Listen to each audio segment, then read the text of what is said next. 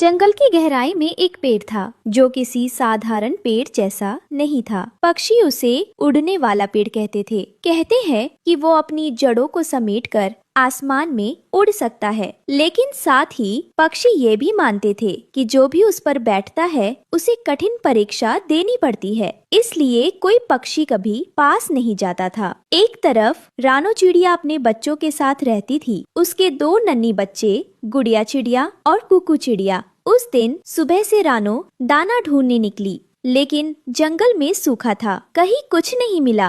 माँ, मेरा पेट खाली है, क्या आज भी हमें भूखे सोना पड़ेगा?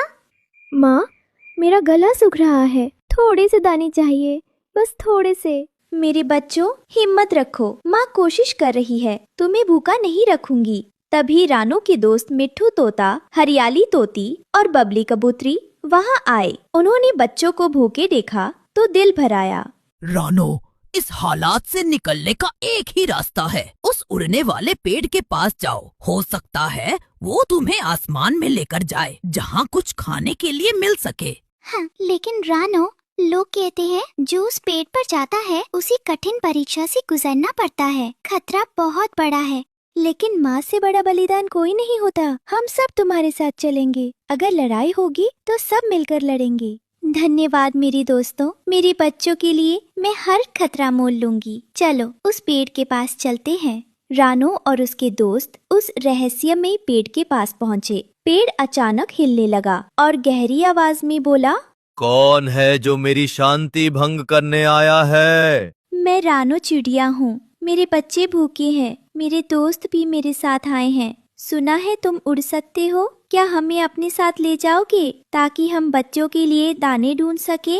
जो मेरे साथ उड़ता है उसे एक कठिन परीक्षा देनी होती है। तुम्हारे सामने भी मुश्किलें आएंगी, सोच लो, क्या तुम तैयार हो? हाँ पेड़ महाराज, मेरे बच्चों की भूख मेरे डर से कहीं बड़ी है, मैं तैयार हूँ।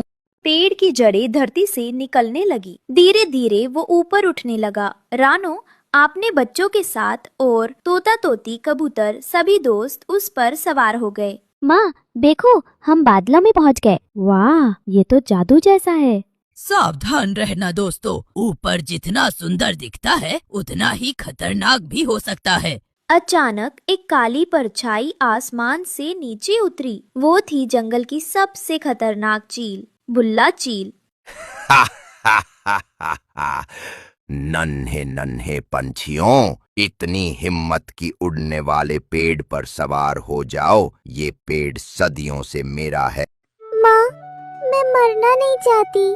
मेरे लाल सुनो, जब तक माँ की सांस चल रही है तब तक तुम्हें कोई हाथ भी नहीं लगा सकता। ये चील चाहे कितनी भी ताकतवर क्यों ना हो, माँ अपनी जान दे सकती है लेकिन तुम्हें कभी खो नहीं सकती। चील ने अपने बड़े पंजों से पेड़ की शाखाओं पर हमला किया। पेड़ जोर से हिलने लगा। रानो और उसके दोस्तों ने हिम्मत दिखाई। ओ काले शिकारी, अगर तुझे लगता है कि नन्हे बच्चों तक पहुंच पाएगा तो पहले हम दोस्तों को पार करना होगा। हम रानो को अकेला नहीं छोड़ेंगे।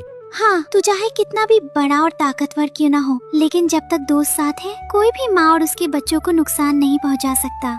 रानो डर मत, हम सब तुम्हारे साथ हैं। ये चील चाहे जितना भी ऊंचा क्यों ना उड़ ले, हमारी दोस्ती और हमारी एकजुटता उससे भी ऊंची है। आज ये लड़ाई सिर्फ तुम्हारी नहीं, हम सबकी है।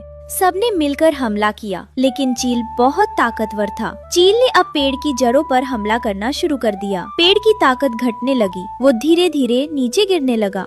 मैं ज्यादा देर तक नहीं टिक पाऊंगा, मेरी शक्ति खत्म हो रही है। नहीं, तुम हमें ऐसे छोड़ नहीं सकते। रानो, अगर तुम सच में मुझे बचाना चाहती हो तो तुम्हें अपना पंख तोड़कर मुझे देना होगा। उस पंख से मेरी शक्ति लौट आएगी। लेकिन वो मेरा पंख, उसके बिना मैं उड़ नहीं पाऊंगी। हाँ, तुम्हारे लिए मुश्किल होगी, लेकिन तुम्हारे बच्चों की जिंदगी बच जाएगी। दोस्तों, आज का शाउट आउट जाता है अर्शीन को। देखो, ये है उनकी फोटो। वाह, कितने प्यारे। धन्यवाद हमारी रील लाइक और शेयर करने के लिए। और अगर अगली बार आप भी यहाँ दिखना चाहते हो तो बस लाइक करो, शेयर करो और कमेंट करो। शायद अगली बार आपकी बारी हो। नहीं, तुम हमें ऐसे छोड़ नहीं सकते।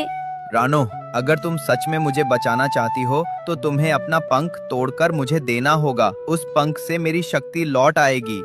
लेकिन वो मेरा पंख, उसके बिना मैं उड़ नहीं पाऊंगी। हाँ, तुम्हारे लिए मुश्किल होगी, लेकिन तुम्हारे बच्चों की जिंदगी बच जाएगी। माँ का सुख उसके बच्चों से बड़ा नहीं होता, मैं कुर्बानी दूंगी। रानो ने आंसुओं के साथ अपना एक पंख तोड़ा और पेड़ को दे दिया। पेड़ अचानक चमक उठा, उसकी शाखाएं बिजली जैसी ताकत से भर गई। पेड़ और सब पक्षियों ने मिलकर चील पर अंतिम वार किया। चील दर्द से चीखा और दूर आसमान के अंधेरी तरफ भाग गया।